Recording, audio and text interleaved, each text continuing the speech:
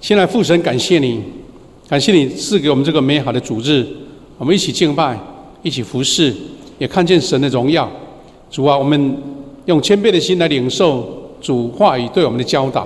因为我们知道，在教会不只是一个群体的聚集，而是要兴起门徒，兴起更多服侍主的工人，愿意为神的国度来打拼，来努力。主啊，愿你的话语成为我们的帮助，成为我们的力量，成为我们的准则，让我们看见主在我们身上所显现美好的呼召。感谢赞美主，祷告奉耶稣基督的圣名，阿们。各位弟兄姐妹，我们在上个礼拜很顺利的选出了2位长老、4位执事，要在明年接续我们整体的一个侍奉。感谢主，我们教会有一个轮替的制度，那其目的不是觉得选举很有趣，每一年都选，而是要不同的时期、不同的年度，有不同的人来服侍，来造就、栽培更多神的仆人、神的工人。所以接续上个礼拜长职选举的这个精神，我们一起要思考一个我们负担圣职的人，他的服侍的心情跟态度，我们把它称呼叫一个圣职，是一个尊贵的圣职，而且我们用敬虔的态度来一起服侍。等一下经文我们会一起再做学习。我们首先要从一个理解，就是为什么对圣职要有一种敬畏的心，因为我们知道圣职听起来很神圣，但是其实你另外一个角度，圣职就是做很多细微，甚至是不起眼，甚至是大家不想做的，但是因为你的态度会让它成为神圣。那这个是我们基督徒这个观念的转换最重要的部分，态度的改变，这是最重要的部分。那今年因为疫情的关系，很多人很喜欢去哪里呢？去日本旅游第一个它很近，第二个它的那个各样的生活方式我们都很能够接受他们的那个物品啦他们的吃的啦，他们的温泉大家都很喜欢。那我本人也对这个印象很深刻，因为其实台湾在日本在这边治理了50年，很多文化的底蕴呢都被影响到，特别是我们台南府城因为比较早开发，那个文明程度更早，所以当时日本人在这边做了很多文化影响的工作。那基本上很多人喜欢去日本，大概很多理由啦，你讲100个理由都有但是如果你再详细讲说到底喜欢什么，也不一定讲得很完整。不过我想大家一定会有一点这样的认同了，就是日本人在做事情的态度，他们做事情是把一件事情做得很完美，做得很精致，做得很好，那是因为他们的文化精神所引过来的。其中有2个我印象深刻，第一个是日本的茶道。日本的茶道精神，大概很多人觉得他们明明那个茶具就是那么小那么少，但是他们就可以把那一套茶泡那个茶能够可以用了好久好久才把它用完他做的姿势、摆的位置做的那个材料都非常非常的精细。那这个是日本的文化的一种浓缩精华这个是日本的茶道虽然有的我们台湾人喜欢喝乌龙茶，不一定喜欢他们的茶啦，不过我们可以从他们的对这件事情的做法感觉到他们有某种文化的背景在里面。第二个可能我们更容易接触，就是他们所谓的职人精神。他们的职人精神就是说，他们可能会一生就做一件工作，做一种职业，他不想改变。那早期呢，还有人就在一个公司、一个工厂做，从年轻一直做到退休。他们认为他们就是一家人，而且把他们做的功夫做得很好。所以日本很多人喜欢使用日本的产品哈，其实也不是说所谓崇洋或是崇日啦，是因为他们有的东西真的很好用。比如说像我到日本去旅游，我很喜欢买他们的文具，就感觉明明文具同样在写，同样在用，为什么他们的用文具就觉得用起来就很舒服那种感觉？是因为他们很在意，很精细哈。那另外一个就是他们的日本的饮食啦，大家都觉得说他们这种职人精神让人家很敬佩。他们的生鱼片啦，他们的寿司啦，他们的任何的一项的物品，他们都把它做的好像让你舍不得把它吃下那种精致。所以有人在统计这个米其林的商店的那个餐馆日本的比例是最高的，因为他们很多人很用心很认真。那我在讲这些是说，日本的文化当中，他们把很多的事情做得很精致很专一，敬重这个职业。所以日本很多文化的那个师傅达人是被敬重的，而且被政府所肯定的。我就看到一个报道说，他们的职人精神怎么样呢？一个主厨他32年一直在操练怎么切一条鱼，就那个鱼他有办法切的细到让你觉得说，哇，那个每一个刀的刀工，一条鱼竟然能够切几片几个，而且每一片都是标标准准，尺寸都完全一样。他说他是做了32年。日本的厨师要养成要12年到16年才能够真正出师了。那我们可以看见说，因为大家喜欢日本的东西，不光是因为他们会宣传，而是因为他们把很多事情做得很精美、很专注、很仔细、很单一、很完美。日本有一个很特殊的文化，就是说他们会把很多东西做得很小很小。有一个文化研究的学者，他就说日本有一个叫做缩小的文化，把很多大的东西缩得很小很小，那就是他们的专注，他们的单一。那这样的话，我们是可以从这些故事里面想到什么呢？是想到说，他们对他们所从事的职业工作专注敬畏的态度。那这个态度就成为我们一个基督徒，我们从事上帝所差派的工作，也要有这样的精神。换句话说，我们抱持了敬畏的精神，会让你的服事的内容变成神圣。擦个地板，你随意的态度跟认真的态度，它的意义就不一样。我记得牧师在30年前就在我们富强教会服事了。那个时候呢，我们有一位在神学院当教授的陈兰州牧师呢，他在台南神学院教书。因为很近，所以有时候牧师会常常去他的神学院的宿舍去参加活动啦，或是去接洽一些事情。我印象很深刻，在他的家的宿舍的一个墙壁，一个小小的图框图画。我忘了图画到底是什么颜色或是什么样的内容了，但是我也一直记得它里面写的一幅字。陈牧师他是说那些字成为他一个座右铭就对了所以我有把它记了起来，觉得很仔细在品味了。这幅字是什么呢？它就是引用文艺复兴的大师米开朗基罗讲的一句话，他说：小事使事情完美，完美不是小事。好像绕口令一样，但是这句话很值得我们去研究去推敲。你要做好一件事情，只要把那个细节做得完美，那就事情就很棒。一定是从细节去完整，而不是说一个好大喜功外面都是很像那个豆腐渣工程，没有，是因为你每一个细节做得仔细，但是仔细就是让它完美。那完美的事情就不是小事情了。那这一个非常有趣的一个对话。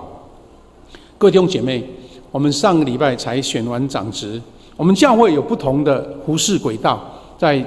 上个礼拜讲道中，牧师已经分享过，长职是一个教会体制选举出来的，但还有我们的服事团队的体制，我们有牧养团队的体制，还有志工的体制，这一些都包含在整个服事上帝国度的同工里面。那我们在教会的服事，只要是任何小细节，你专注它，你去成就它，那就变成神圣了。我有印象有几个小故事，觉得给我很大的一个学习了。好像一两个月前呢，有一天的礼拜五吧，下午，那牧师在牧师馆，他就听到隔壁我们的这个护堂有那个挪动桌椅的声音，那可能是一种职业敏感，说到底是什么活动？牧师是不是疏忽掉，不知道有活动啊？所以就有一点好奇，赶快跑过来看一下，说到底有什么聚会啊？一看，没有，只有一个弟兄，他在干嘛？他在排桌椅。我就问他说：“又没有什么聚会，你怎么在动桌椅？”他说：“因为昨天有什么活动啊，椅子有变动，所以要把它恢复。而且呢，我们的这个3楼的护堂有2个颜色的椅子，一个是白色的，一个是好像是橘色的，他就把它归为橘色的一系列，白色的一个系列。”当然我看到他说，因为明天要什么聚会，所以我事先来把它排好。看起来是一件很小的事情，也没有人看见，也没有人要求他，不过他就用心的在这样做。心中感到很感动，觉得说，这种精神实在是让我们很心很感动，很喜悦，因为他把这个事情看作要紧，所以在人还没到的时候，先把它整理好，而且不是在人的面前做，而是他觉得应该做。这也让我想起了，也就做小细节、小事情，你做的认真就很感动。我刚刚不是讲说，我们有很人喜欢去日本我们知道日本的旅游，反正什么都好玩了哈，在大都市、在乡村在山上、在海边都好玩。但是因为它有很多的寺庙有的神宫什么的，就很多人喜欢，会旅游团难免都会带去参观。我记得有一次呢，我们去拜访一位在日本当客座教授的牧师，那就一起去参观一间很古朴的一个京都的一个寺院，那就了解他们这老的寺院他们怎么建造的，他们的造型是怎么样的。我那个寺院叫什么名字我忘了，因为那个外形也忘了，但是我一个印象一直到现在。就那一天好像就是一个志工服务的日子，我看到一群男生是绑着一条，我们知道日本人他喜欢绑一条那个白毛巾在额头上这样子，然后他们就他们有的寺院都是用那个木板或是 hinoki 做的，他们就一个人，他5、6个人把那个走廊的宽度摆的5、6个人、7、8个人，然后就跪在那边，那在旁边一个水桶，那些展布开始洗净之后，5、6个人排一排，一直往前推，就是要把那个走廊或是那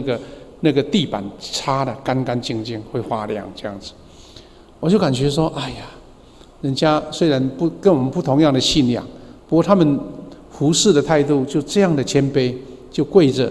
要把那个地板擦得干干净净。因为日本有一些寺院它是木材做的，所以他就要打赤脚进去，不然就是要穿一双他们准备的拖鞋。感觉上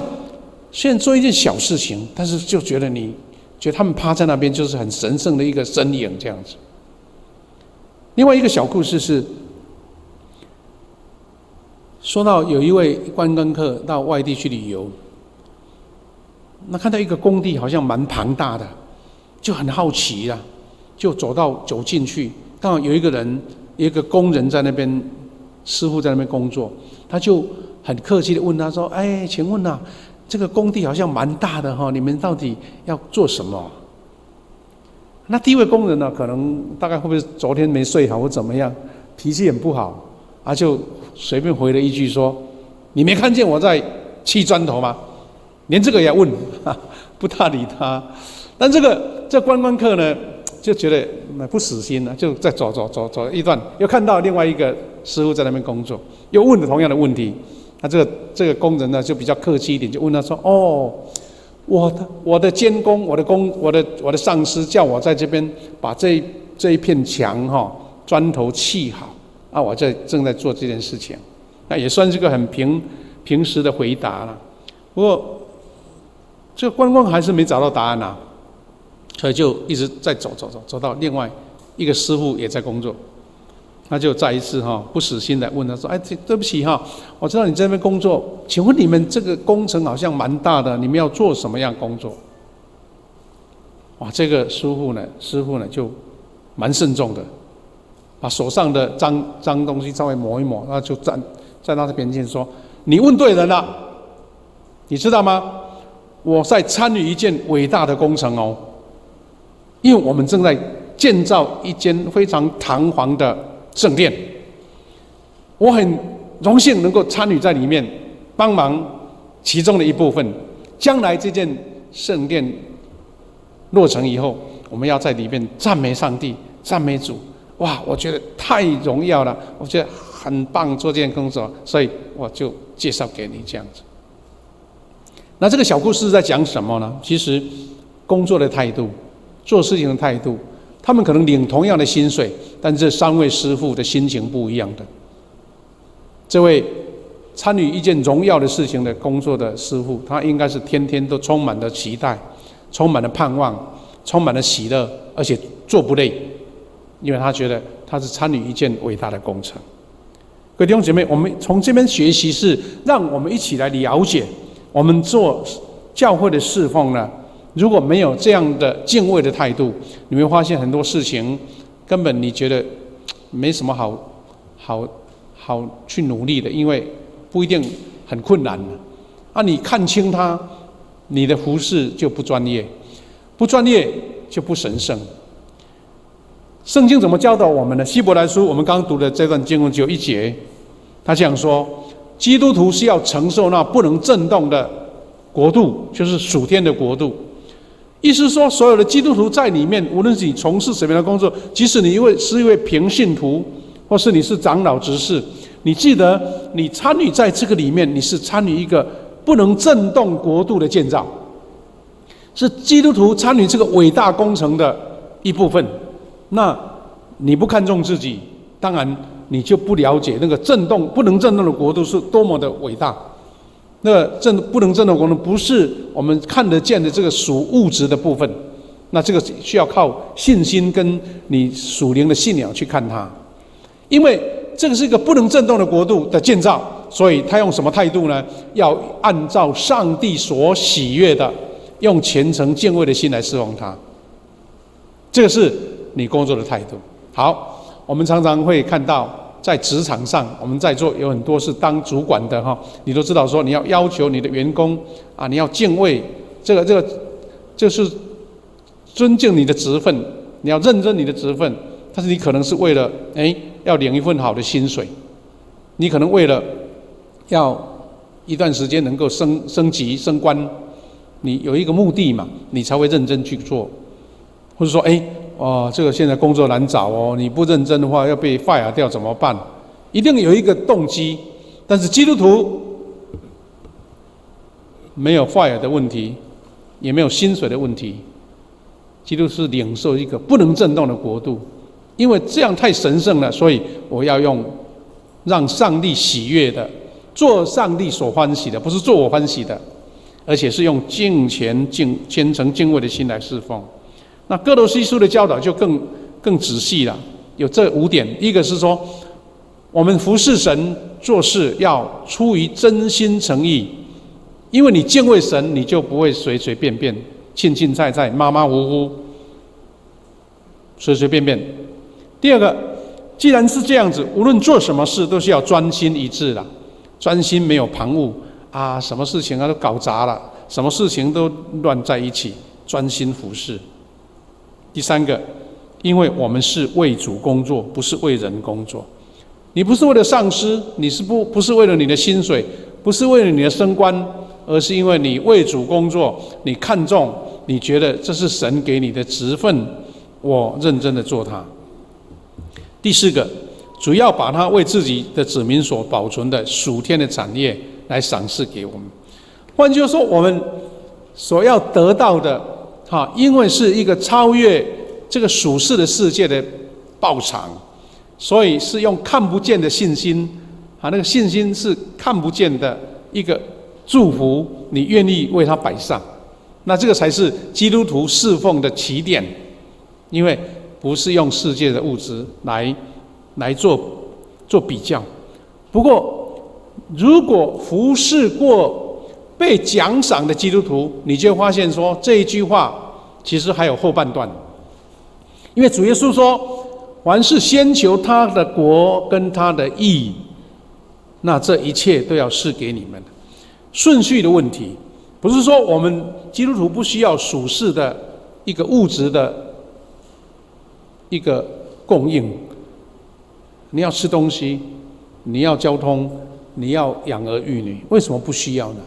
但是神是说，你先求他的国他的义，你是追求一个属天的产业，你把自己摆在这个神给你的产业上面，然后神就把一切赐给你，他的国他的义摆在前面。因为我们侍奉的是主基督，因为你把基督看成是你的主人，你就会看着非常非常的慎重，非常的敬虔，或者说很看重这个尊贵的职分。既然是这样，我们是一起努力，不只是上个礼拜选出的长子，而是每一个在侍奉主的，包括刚刚我讲的排桌椅的弟兄，他们都是要成为一个认真专业的侍奉者。认真专业的意思不是说好像你的能力技巧比别人高超了，而是我接受一个基本应该有的训练。我们知道英文有一句话叫做 profession， 我们就把它说这个也是单指一个职业或是工作，但其实它原来的意思是比较神圣的。它是说，是因为你接受过某种特殊教育训练，然后去从事特定工作的专业人员。那这个在我们台湾最近这些年来，我知道年轻的一辈很多人在读书的时候就考了好多证照，对不对？那证照其实就是在证明你在这个专业上你有这样的能力。比如说有人是考厨师几级的厨师，有人是考类似电脑，或是包括语文都是一种专业。那更不用说我们在社会上很多更明确的专职的工作者，都一直要进修的所以这些文字 profession 原先是指医师啦、律师啦、牧师，有时候是一种要穿制服的专业人员。不过现在因为全世界，特别是我们台湾，已经看重这一些专业的侍奉，所以呢，我们都很多都称为师的，很多，比如护理师、厨师、药师、理发师，反正很多师傅就对了。那师不是一种好像故意给你堆积你的头衔呐，是因为师的意思是说，我这件事情可以当你的老师所以厨师你到厨房，你不要我说你是教授，你是什么什么高阶人员，你就要敬畏这位在掌厨的，因为他是师。你到海边，你要搭船，你要敬重这位船长，你要敬重这个在驾船来带你。那更不用说飞机，我们说那个飞机师机师，他就负责开飞机，这些都是一种在告诉我们一个专业的表征就对了一个专业。那因为看重专业，所以他会觉得他穿的那件制服是非常神圣的。所以我们之前因为护理师都用穿白色的袍嘛，对不对？他们都要加袍，就穿那件白色，还要加一顶那个帽子，才真正成为一个护士。现在叫做护理师，因为他们觉得这个工作很神圣。那医师穿白袍就更明确了。所以穿制服其实原意不是说要高人一等、很高贵，或是与众不同，而是提醒这些专职是从一个神圣的气氛而来，好像是在代表上帝工作。一个医师他看病人、诊断、开药，你如果说纯粹凭自己的专业技术，当然能够胜任，但是他因为敬重生命，所以要好像代表神来医治这个人。那当牧师的也类似，所以我们常常现在台湾呢很习惯讲一句，好像从日本话翻过来，但是想起来好像又台语又是国语，叫 pro， 有没有 pro？ 哇，你很 pro 其实就是 profession 的意思嘛，但是它的意思 pro 是因为不是用自己的私意、私利的态度来工作，而是你因为这种工作你把它看重所以你是用这个专业来主持公义，让这个社会有一个公平，所以特别代表在医治生命、医治病痛的医师，或是宣讲上帝的话的牧师，这些都是一个专业的一种表征。所以专职者在受职的前面都要先做宣誓，因为你要为你这个职分来敬重，而不是随随便便。所以通常在这个宣誓当中都有一句话说，如果违背誓言，我愿意接受惩罚，表示说你是有一个规律的，不是随随便便的，不是为所欲为的。特别是像政府的公家的工作、律师的工作、医师的工作，这些专职的工作，所以 profession 后来慢慢就转变成一种对专业跟敬业的精神，然后运用到各行各业当中。各位弟兄姐妹，我们从这边去学习到说，你在教会里面所担任的大大小小的工作，因为你看重它，让小事使事情完美。一个教会的礼拜，你看要动用多少人来服侍，而且一个环节一个环节相接好，是因为你尊重这个。所以我们敬重尊贵的圣职，用敬虔来服侍。我们看到上面这些专业的精神跟态度，就可以具体而为的浓缩在我们教会的服事当中。比如说礼拜就是一项看重专业的一个表现，用礼拜这个敬拜呢来呈现出你服事的态度。有的教会要做礼拜，时间到了来的会有三三两两，有的还在外面聊天工作，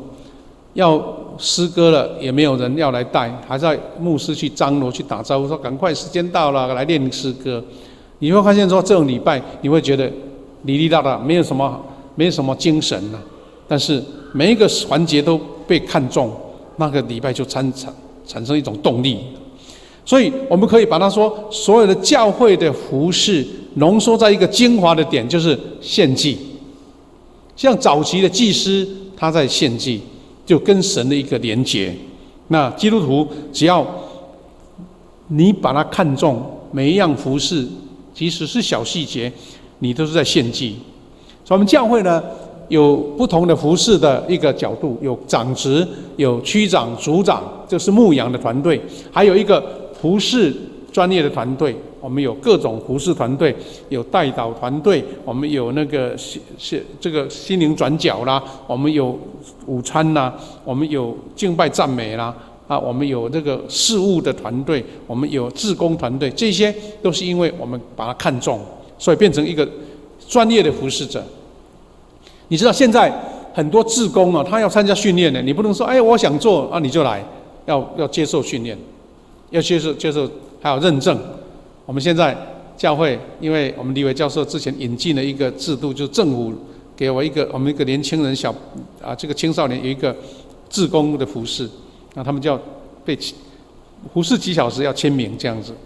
他们从那边去体会什么叫尽职认真。那我们教会如果这种精神跟态度运用在每一个服侍者身上，你会发现说，哎，我不是有时间，哇，你就觉得好像会很拽哦，哎，是因为要被任命你才能做哦。这个是跟以前的教会的服侍的态度真的是不一样。以前是没有人，有人就好啊，有人就很高兴了。现在不是哦，你要服侍还要经过认证，哎，所以就像在社会上要有一个认证的制度。所以我们现在推动了门徒训练，我们现在进行幸福小组，哎，不是我喜欢就好啊，是因为你愿意接受这个操练，而且愿意接受我们的辅长的领导。我们教会很多服侍团队也都是这个样子。所以以专业敬业的精神面对自己的职分，其实你就是奉召在做见证上帝的人呐。那现在我们要做一个另类的一个对比，一个反面的对比，就是在圣经的旧约最后一本书马拉基，他先知呢在责备当时的专职侍奉者，就是祭司。他认为这些祭司没在神面前呢是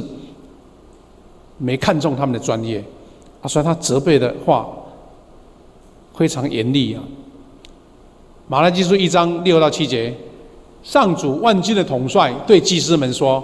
儿子尊敬父亲，仆人尊敬主人。我是你们的父亲，你们怎么不尊敬我呢？”哇，这是很严厉的一个提醒。他说：“我是你们的主人，你们怎么不敬畏我呢？你们藐视我，还问我们怎样藐视你呢？”意思是说，这些祭司还在故意推脱说：“我哪里不藐视你呢？我怎么有藐视你呢？”但是先知透过上帝传言说他们做了什么事情。他说：“你们把污秽的食物献在我祭坛上，还问我们怎么玷污了你呢？我告诉你们，是因为你们藐视我的祭坛，你们藐视我的祭坛。”你看看，祭司不敬重他的专业，不认真服侍，竟然把脏东西献在祭坛上，那是多大的亵渎啊！那所以当时的先知就责备了当时的祭司。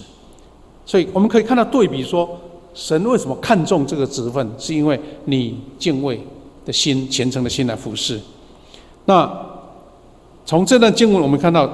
祭司被责备是怎么样呢？当时他们怠惰，所以祭司在马拉基的指责下，成为以色列社会腐败、违背上帝律法的象征的人物。有几项指责，第一个是祭司为他尽他本身足桥，就是当时的基督徒，他们当时的百姓不能直接献祭哦，是要由祭司来代理的。所以他们既然这样做没有敬重，那等于是把人民跟上帝隔开了，没有筑一条桥，让人进到神的恩典里面。所以既然这样子，就没有办法将上帝的福分来分享给这些基督徒。第二个，祭司不敬畏上帝，专业认知不足反而筑起一道墙，隔开上帝跟人民，那是多么大的，就是说好像你不专业，只是一个人不好，对不对？你不好算了，但是你的不好影响百姓跟上帝的关系，那才是大罪啊！你做不好，那是你一个人的问题，但是你影响了别人怎么办？就好像说一个司机或是一个开飞机的，你不专业，你是影响一整辆飞机的人的生命，你怎么可以不专业呢？同样的意思，我们服侍神是因为要把人带到神面前来。如果说因为你成为一个阻碍，那个问题就大了。所以它的结果是什么？人民听不见上帝的声音，失落对上帝的尊敬，疏忽敬拜，竟看清奉献，也失去了平安丰盛的生命。这才是问题的重点。各位弟兄姐妹，我们看见先知马拉基的警告，是提醒我们敬重自己的服侍的职分，将它专业化，才能从服侍当中利益自己以及利益所服侍的人。我们看到哥罗西书另外一段服侍的典范1章28节到29节，我们很熟悉的经文，我们一起读开口，这样比较有精神好不好？28节预备来，我们传扬他是用诸般的智慧劝诫个人，教导个人，要把个人在基督里完完全全的引到上帝面前。29节，应用的大能，尽力尽心竭力，感谢主。那这段话有3个面向，第一个是用什么方法？他说传福音用诸般的智慧，意思你绞尽脑汁，用尽各种办法，就像我们现在用幸福小组要传福音给别人一样。他说劝诫个人，教导个人，那目的是为了什么呢？是要把个人在基督里完完全全的引到上帝面前，是你自己隐藏自己，是把人带到神面前，而不是你自己要张扬自己。那第3个是态度，他说我也为此劳苦，照着他在我里面运用的大能尽心竭力。我努力，但是可能不够，是因为神的恩典大能在我里面才能做到事情。我们很多我们幸福小组的同工组员都同样在见证这句话，他觉得说我何德何能，竟然能够拯救一条灵魂，我何德何能，为什么能够把一位慕道友引到上帝面前，这是天大美好的事啊。所以我昨天看到一位姐妹，她说哇，我对传福音的态度现在都改变了，我觉得能够见证实在太棒了，哇，觉得这个职分太荣耀了，所以她不辞劳苦，她从高雄跑来参加幸福小组，然后在晚上再跑回去。什么事情让她会愿意这样？是因为她觉得这个事情让她感到非常的感动，这个态度应用上帝的大能，尽心竭力。各位弟兄姐妹，结尾来说，我们教会现在在推动幸福小组、福音的事工、门徒学校、门徒大学，其实我们就是要建立一种态度，我们敬畏、尊重圣职，以敬虔的态度来服侍。稍后我们要请2位完成了门徒学校训练的同工，要来分享他的心境，因为好像刚刚我们讲，你有时间奉献给主，那是多高兴的事情。但是，竟然要奉献，还要训练，那才是不简单，对不对？你有时间奉献已经很棒了，但是还要接受训练。那这是我们教会在建立一个制度，就是门徒服侍主是被认证的，是被看重的，是被训练过的。求神恩典跟我们同在，让我们知道我们的目的不是要显示说我有什么证照，而是因为我要把个人在基督里完完全全的引到上帝面前。